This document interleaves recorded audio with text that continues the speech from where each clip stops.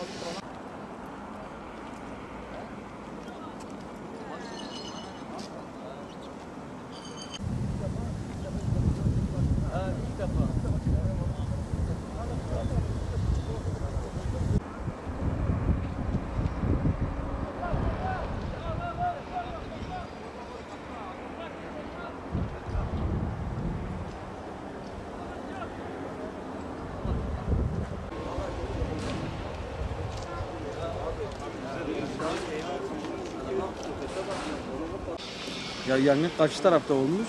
Evet, onların buhar kazanıdır. Buhar kazanı çatımızın üstüne düştü yani. 500 metre var. 500 metre var. أولو فينجي تعمير كده وبشي تعميري أقول ذكر قصر مكر وشي بيفتر إجا حوالي هاتن بي yardım ممكن وباقلين يزون شيء ويدا هي دا دقة نقدية وهما برشا فريان هيك هات بركت هيك خواري كت وما شاء الله ونديني شاور شيء بيشوا وهذا شيء كا شاور نبدي هي كذا شيء نبغى إجا يابخش ودي كامل شو يعني أوج لبقي اختاروا راكرن أو قاشما كرجي كده قاشما كرو أقرب ده شو ده دقة أقرب بيجت هيا قوي فيات بشي ده دقة جا فريا